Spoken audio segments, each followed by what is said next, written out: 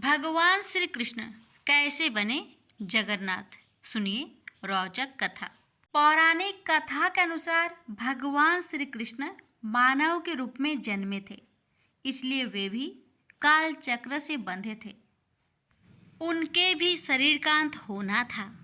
महाभारत युद्ध के काफी समय बाद वे वन में एक पेड़ के नीचे लेटे हुए थे। तभी एक बहेलिया को उनके पैर मछली जैसी प्रतीत हुई और उसने बाण चला दिया। उससे भगवान श्री कृष्ण की मृत्यु हो गई। बताया जाता है कि पांडवों ने भगवान श्री कृष्ण के शरीर का अंतिम संस्कार किया। अग्नि ने उनके पूरे शरीर को जला दिया, लेकिन उनका पवित्र हृदय नहीं जल पाया, वह धड़क रहा था। तब पांडवों ने उनके हृदय को समुद्र जल में प्रवाहित कर दिया। वह पवित्र हृदय जल में बहते हुए पुरी के तट पर पहुंच गया, जो एक लटके स्वरूप ले लिया था।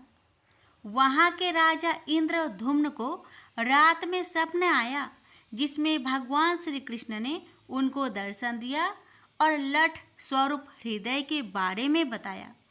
अगली सुबह राजा पुरी के समुद्र तट पर पहुंचे और उसे अपने साथ लेकर आए। देव शिल्पी विश्वकर्मा ने उस लठ की मदद से भगवान जगन्नाथ, भाई बलभद्र और बहन सुभद्रा की मूर्तियां बनाई। उनको ही श्री जगन्नाथ मंदिर के गर्भगृह में स्थापित किया गया। बताया जाता है कि जहाँ पर ये मूर्तियां स्थित है, वहाँ पर भगवान श्री कृष्ण का हृदय आज भी धड़कता है। जगन्नाथ मंदिर की मूर्तियों की यह विशेषता है कि हर 15 या 20 साल पर उनको बदल दिया जाता है। नीम की लकड़ी से भगवान जगन्नाथ, बलभद्र और सुभद्रा की मूर्तियां बनाकर नव कलेवर रस्म होती है।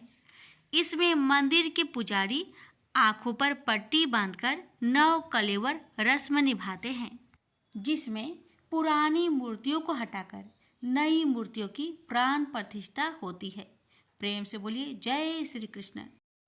जगन्नाथ भगवान की कथा। माना जाता है कि भगवान विष्णु जब चारों धामों पर बसे अपने धामों की यात्रा पर जाते हैं, तो हिमालय की ऊंची चोटियों पर बने अपने धाम बद्रीनाथ में स्नान करते हैं। पश्चिम में गुजरात के हरिद्वार में वस्त्र पहनते हैं, पुरी में भोजन करते हैं और दक्षिण में रामेश्वरम में विश्राम करते हैं। द्वापर के बाद भगवान कृष्ण पुरी में निवास करने लगे और बन गए जग के नाथ अर्थात जगन्नाथ। पुरी का जगन्नाथ धाम 4 धामों में से एक है।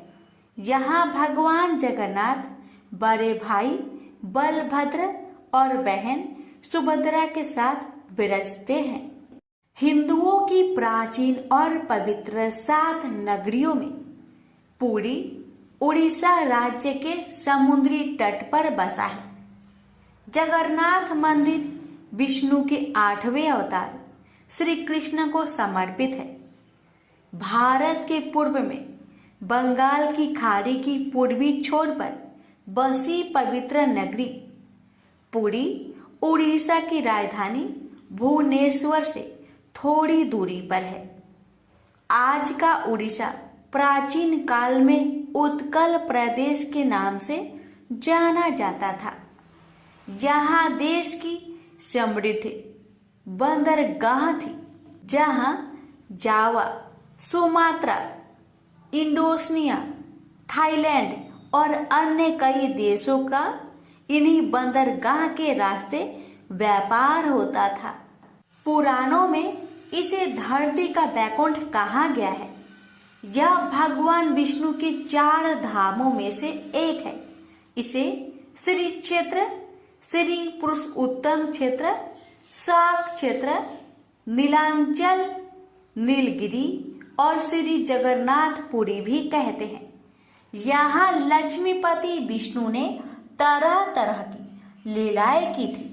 ब्रह्म और स्कंद पुराण के अनुसार यहाँ भगवान विष्णु पुरुषोत्तम नीलमाधव के रूप में अवतरित हुए और सबर जनजाति के परम पूज्य देवता बन गए। सबर जनजाति के देवता होने के कारण यहाँ भगवान जगन्नाथ का रूप कबीलाई देवताओं की तरह है। पहले कबीले के लोग अपने देवताओं की मूर्तियों को काष्ठ से बनाते थे। जगन्नाथ मंदिर में सबर जनजाति के पुजारियों के अलावा ब्राह्मण पुजारी भी है। ज्येष्ठ पूर्णिमा से आषाढ़ पूर्णिमा तक सबर जाति के दैतापति जगन्नाथ जी की सारी रीतियां करते हैं। पुराण के अनुसार नीलगिरी में पुरुषोत्तम हरि की पूजा की जाती है। पुरुषोत्तम हरि को यहाँ भगवान राम का रूप माना गया है। सबसे प्राचीन मत्स्य पुराण में लिखा है कि पुरुषोत्तम क्षेत्र की देवी बिमला है और यहाँ उनकी पूजा होती है। रामायण के उत्तराखंड के अनुसार भगवान राम ने रावण के भाई विभीषण को अपने इक्ष्वाकु वंश के कुल देवता भगवान जगन्नाथ की आराधना करने को कहा।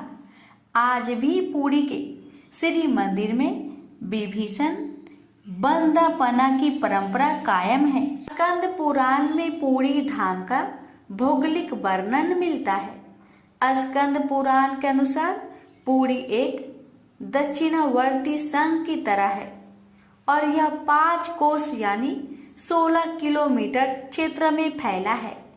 माना जाता है कि इसका लगभग 2 कोस क्षेत्र बंगाल की खाड़ी में डूब चुका है। इसका उदर है समुद्र की सुनहरी रेत, जिसे महोदधि का पवित्र जल धोता रहता है। सिर वाला क्षेत्र पश्चिम दिशा में है, जिसकी रक्षा महादेव करते हैं। शंख के दूसरे घेरे में शिव का दूसरा रूप ब्रह्म कपाल मोचन विराजमान है।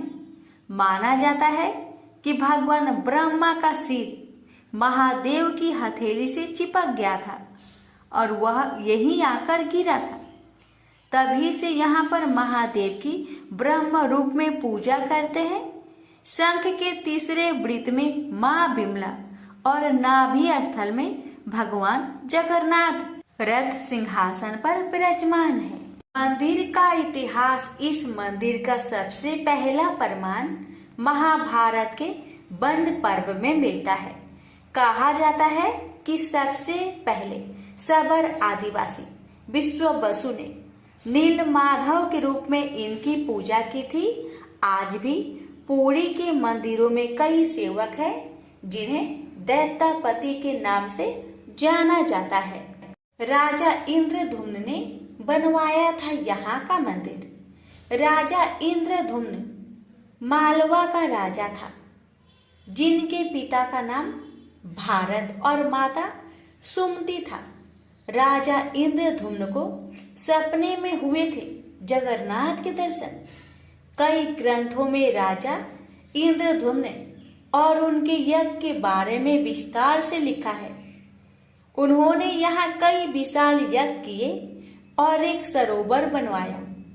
एक रात भगवान विष्णु ने उनको सपने में दर्शन दिए और कहा, नीलांचल पर्वत की एक गुफा में मेरी एक मूर्ति है, उसे नीलमाधव कहते हैं। तुम एक मंदिर बनवाकर उसमें मेरी यह मूर्ति स्थापित कर दो। राजा ने अपने सेवकों को नीलांचल पर्वत की खोज में भेजा। उसमें से एक था ब्राह्मण विद्यापति। विद्यापति ने सुन रखा था कि सबर कबीले के लोग नीलमाधव की पूजा करते हैं और उन्होंने अपने देवता की इस मूर्ति को नीलांचल पर्वत की गुफा में छुपा रखा है।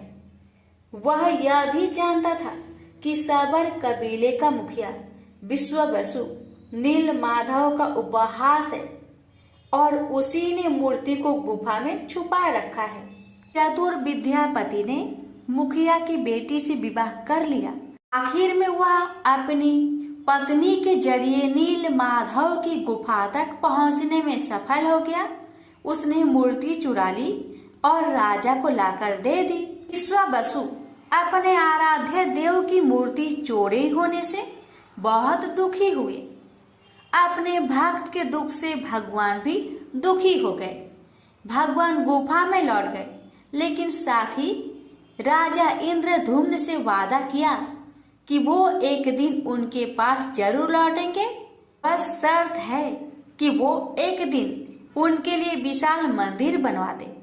राजा ने मंदिर बनवा दिया और भगवान विष्णु से मंदिर में विराजमान होने के लिए कहा।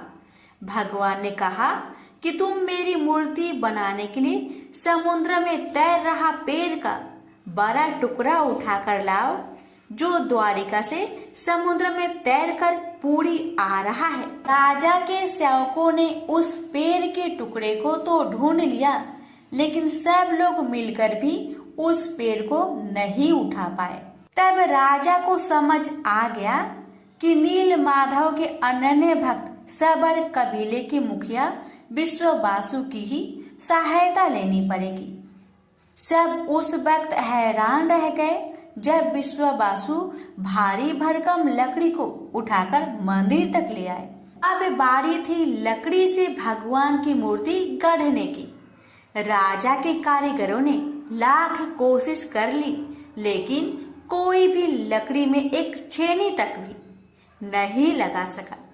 तब तीनों लोक के कुशल कारीगर भगवान विश्वकर्मा एक बूढ़े व्यक्ति का रूप धरकर आए।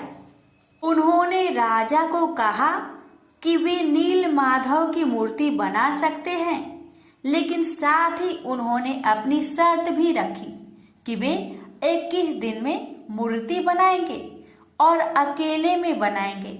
कोई उनको बनाते हुए नहीं देख सकता। उनकी शर्त मान ली गई।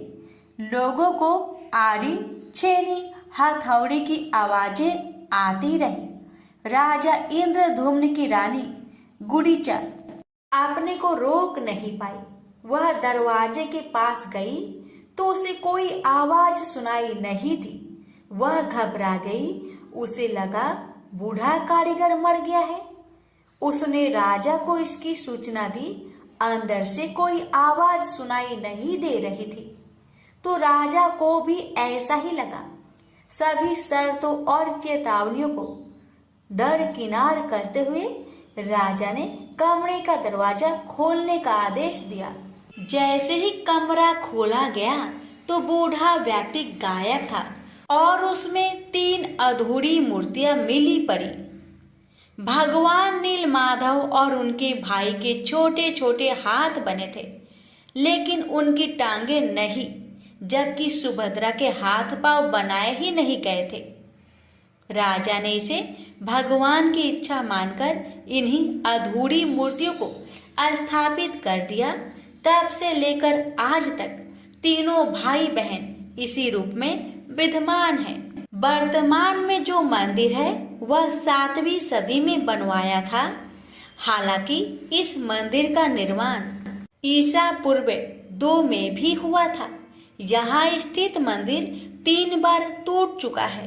1174 ईस्वी में उड़ीसा शासक अनंग भीमदेव ने इनका जीर्णोद्धार करवाया था।